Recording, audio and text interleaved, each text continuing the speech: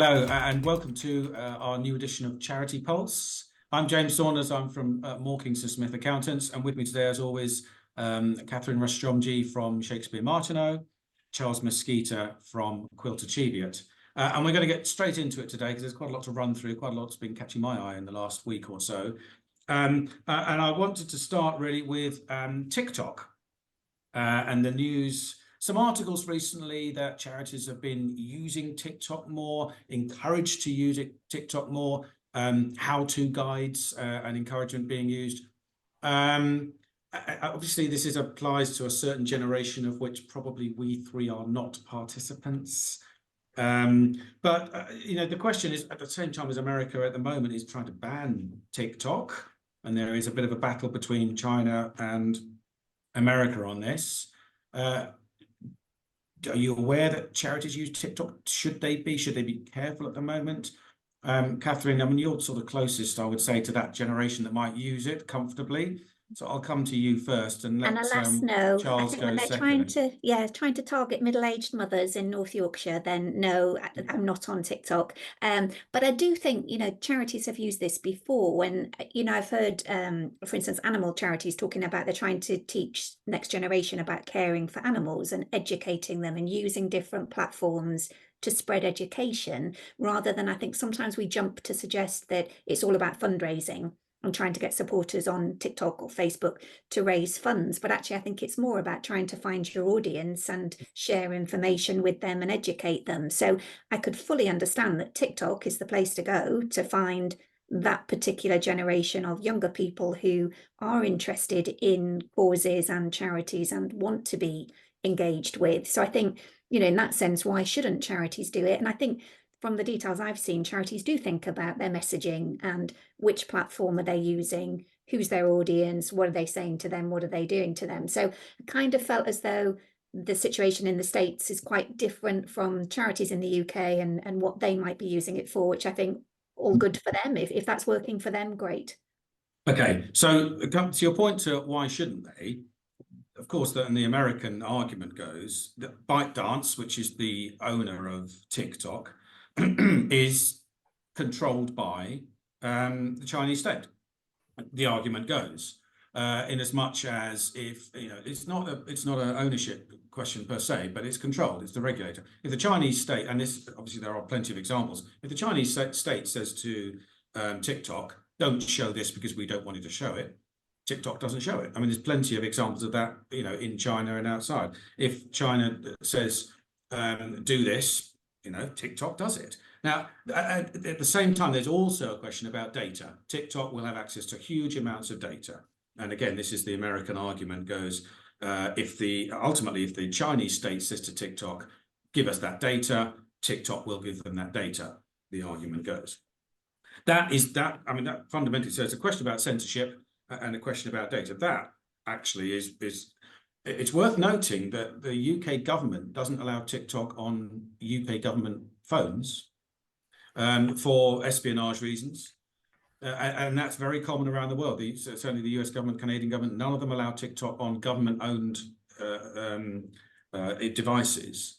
Isn't that just is that not just because MPs can't be sensible with social media? So they should also take WhatsApp away from them on that basis. But yeah.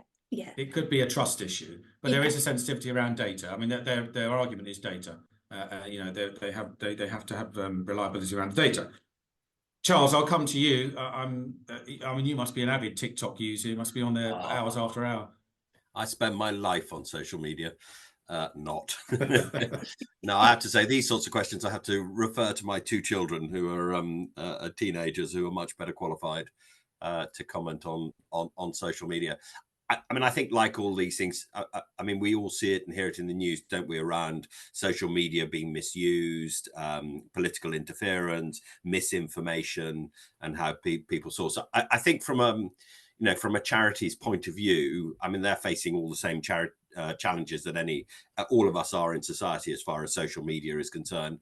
And it's just another tool of which needs to be used. And actually, listening to that all three of us are not particularly au fait with TikTok or other forms of social media.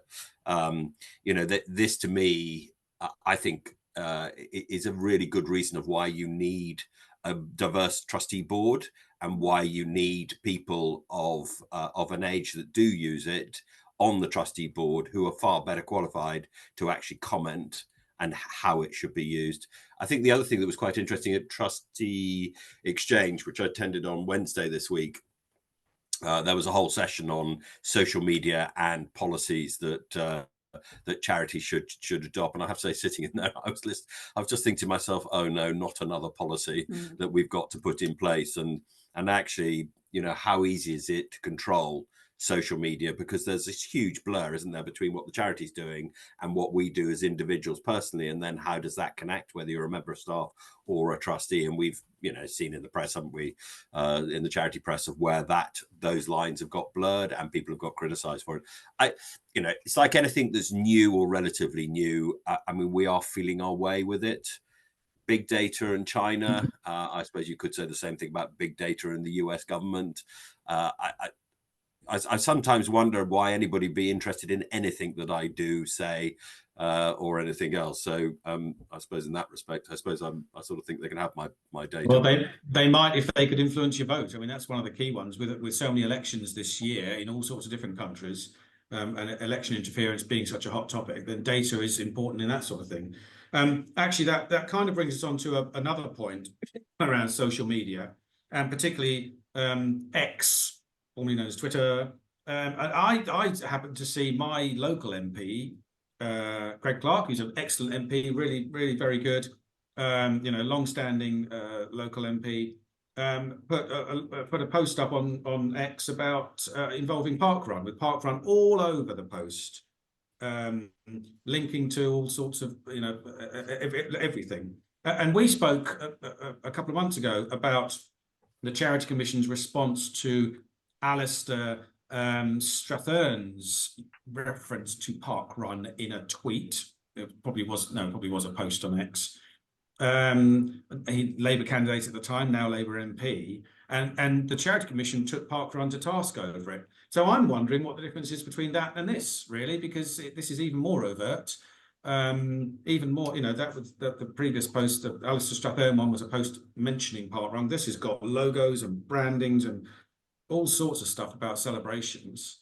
Again, Catherine, thoughts? Yeah, I did just think it's really inconsistent, isn't it? And this is where I think for the Charity Commission, surely they need to prioritise the things that they get involved with and the things they comment on to actually be the most important cases that are crossing their desk, because that previous post didn't tag them, didn't have any, you know, prominent reference to the charity. But the Charity Commission, I thought, came down quite hard on that. And they were talking about, you know, the charity needed to protect itself and be independent from party politics. And then this post is very prominent. I mean, it's at number 10. It's got Rishi in it. You know, it's so prominent. And I sort of think, well, then if you hadn't got involved previously, we wouldn't be questioning now, why are you not getting involved in this case? I think for me, it was about the inconsistency of the regulator and how you can be made to look as though you are perhaps favouring one party over another, or being inconsistent generally in how you respond. Charles, any thoughts? Yeah, I mean, I thought the original one was a bit of a storm in the teacup, and when you look at the post, and I don't follow Twitter, but or X, you know, and it did seem to be. I mean, the problem with all of these things is that, you know, where however anybody wants to sanitize it, charities are always going to be dealing in politics just by the very definition of what they do, and you know, it's getting that right balance of making sure that the intentions of what is happening are for the right reasons. You know, I mean, if we think about Parkrun, I mean, that's been a phenomenal success, hasn't it? 20 years going from nothing to, I mean, today I think something like you know, over 2,000 events a year in 23 countries. I mean, it's just extraordinary, of, you know, both from people's health, the money that's been raised for charities, people's engagement and involvement, you know, those sorts of things we should be celebrating and doing that in spades and looking at the positive. I think MPs need to be as careful as charities when it comes to not misusing situations with a different agenda. But I think that's a very difficult thing to police. And yes, I think that the Charity Commission's original investigation was probably they possibly didn't need to do it in the way that they did it. Yeah, good. But I mean, it's, you know, hindsight. Yeah.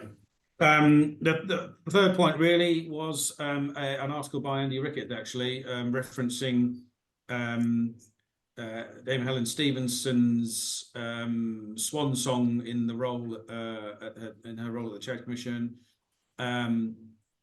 Concerned that candidates for charity leadership positions could be put off because they're not prepared to bear their lives to the harsh light of unrelenting scrutiny. Catherine, you pointed this one out. You know, the charities are on trial just for doing their job. I mean, does it ring true with you? No, I just thought there's quite a, you know, it was very emotive language, you know, quite strongly written, I suppose, in terms of saying, you know, it's unfair that charity leaders are subject to scrutiny. But I was also looking at thinking, well, why would they not be subject to scrutiny in the same sense that any other leader would be? You know, if they are prominent, if they are courting public opinion, which often they are. I did wonder about what's the definition of a leader? Are we including trustees in that, or is this about paid chief executives, you know, that they deserve everything they get? I wasn't quite sure, but I also hated some of the language. I mean, on trial just for doing your job, I mean, was a bit, oh, is this the court of public opinion? Are we going down this route? So I did think there was a bit of a, where has this come from? And is that quite right? But I also think for many trustees, they say, no, we are ambassadors, we represent our charity, and we are happy to be held to account and to demonstrate what a good job we're doing. So I just thought it'd come out of left field, really. I wasn't sure that this is something I'm coming across, that it's a complaint that is regularly referenced to me. And it is linked to the point that Charles was mentioning earlier about, you know, charities do get involved in, you know, topical issues, in matters that matter to people. And it does mean that you're going to be in the limelight. I mean, you know, probably more so than the equivalent organization in the commercial world. But that, you know, that's the reality of what you're getting into. Charles, any thoughts? Yeah, sadly, I didn't sit in that particular session, only because we'd had a roundtable, and we'd chat with Helen Stevenson a few weeks prior, and I thought we probably had covered most of it. Yeah, I have to say it's not something that that I'd come across, and it would have certainly surprised me if I'd heard her say that.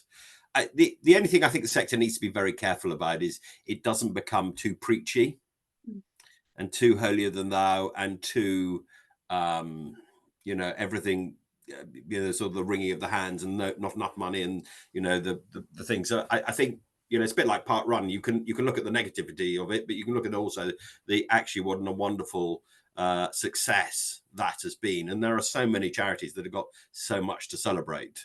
I really don't. Yeah, I can't say I see this as a massive issue, and I can't say that I can see in the press any particular chief executive or trustees being berated. I suppose the last one that really had I have to say I wouldn't have wanted to be in the firing line would have been Kids Company, and that obviously did have quite a lot, but there was a reason for that. Whether that was right or wrong, you know, time has I suppose told the full story. So yeah, I don't know why that's a particular issue, because the other one was around banking, wasn't it? Was the thing that Helen Stevenson was focusing on as one of her sort of parting comments going out. Yeah. Good. Okay. A quick couple of plugs just to finish with. It's the Charity Retail Association's More Than a Shop campaign this week. So go and see your local charity shops. Trying to reiterate, charity shops are a source of 75.3 billion pounds of social value each year, from their own report from a couple of years ago. And this campaign to celebrate and raise attention to the fact that charity shops not just about shopping, it's also about community hub, social and reuse functions. And yeah, just so go to your charity shops. Been to a charity shop recently, Catherine? There's a great charity shop, Yorkshire Cancer Research in Harrogate, very much community hub, cafe, cake, shops, you know, Very everything nice. I like in life. Very so, nice. And that's exactly what this campaign is making, I think. And finally, there is Charles has campaigned before in a loose sense about VAT reform. There was a little VAT adjustment for charities recently. just about donated goods. Ironically, if donated goods don't get given away by a charity, used by a charity, there's VAT payable on them where there isn't if they get given away. It's kind of one of those nuances. Just a little, not a loop, a little nuance being closed. So some VAT news for you, Charles, just to brighten your day. Charity VAT. Other than that, we're all done there. Thank you very much for your attention. Nice to see you all. We're on Apple, Spotify, YouTube podcasts. So please do follow, like, approve, comment, and whatever on those. We're also the webcast, the webinar itself will be on our usual website sources as well. So let us know of any ideas you have for any topics you want us to cover. But other than that, thank you both. Nice to see you, and see you soon.